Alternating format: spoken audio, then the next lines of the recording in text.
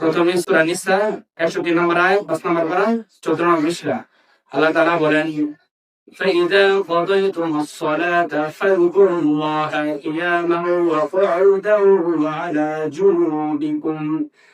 মহান আল্লাহ সূরা নিসা 103 নম্বর আয়াতের মধ্যে আল্লাহ রাব্বুল আলামিন বলেন যখন তোমরা ফরজ নামাজ সমাপ্ত করবে নামাজ শেষ করবে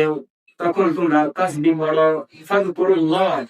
আল্লাহকে স্মরণ করো আল্লাহর জিকির করো আল্লাহর তাসবিহ পড়ো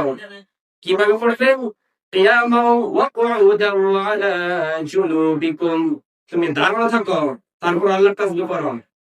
ওয়া কুউদা বসে থাকো তারপর আল্লাহর তাসবিহ পড়ো ওয়া আলা জুনুবিকুম তুমি যে শুয়ে অবস্থায় থাকো তারপর ফরজ নামাজ পড়ার পরে আল্লাহর তাসবিহ করে পাঠ করো সুবহানাল্লাহ যখন শুনে উনি কোরআন থেকে নির্দেশ পেলেন যে ফরজ সালাত এই কামানো কাজ তারপরে দাওয়াত দিয়ে দেন আর আব্বা আম্মা লাগে দোয়া করে নামাজ রাখবো নামাজ পড়ি দোয়া করলেন সবাই দিয়ে দিন বাচ্চা খাইছিস তো বলতেছিলাম দেখেন স্বয়ং আল্লাহ তাআলা প্রথমে নির্দেশ দিচ্ছেন যে ফরজ নামাজ পড়ার পরে কি মনে করেন না যে আপনার আমল শেষ ফরজ নামাজের পরেও কি কিছু আমল রয়েছে আল্লাহ বলেন যে তুমি বসা থাকো বা শুয়া থাকো বা দাঁড়ানো থাকো ফরজ নামাজটা শেষ হলেও আল্লাহ তাসবিহ পাঠ করো তাই কোরআনে বলে ফেলাম এবার আসলে হাদিস থেকে দেখুন আমরা যখন ফরজ সালাত শেষ করি আসসালামু আলাইকুম ওয়া রাহমাতুল্লাহ আসসালামু আলাইকুম ওয়া রাহমাতুল্লাহ এই যে দুই দিকে সালাম শেষ করলেন এখন কোন দোয়াটা করবেন জানেন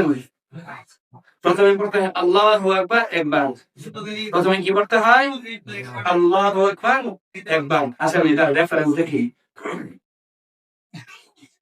সহিহ বুখারী 842 এটা হচ্ছে সহিহ বুখারীর 9 নম্বর অধ্যায় আযানুল ইকামাতের একটা অধ্যায় আছে ওই অধ্যায়ে 842 নম্বর হাদিস عن ابن عباس رضي الله تعالى عنه قال الكل يعرف انقضاء الصلاة النبي صلى الله عليه وسلم بالتكبير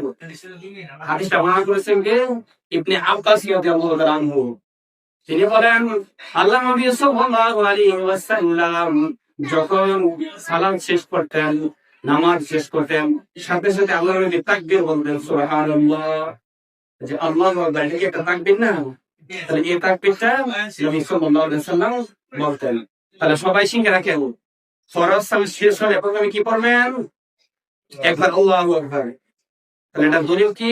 সহিহ বুখারী 842 নম্বর হাদিস বর্ণনা করেছেন কে ইবনে আব্বাস রাদিয়াল্লাহু আনহু এবার যান 2 নম্বর আমলে যান তাহলে প্রথমে কি বলেন আল্লাহু আকবার তারপরে পড়বেন তিনবার আস্তাগফিরুল্লাহ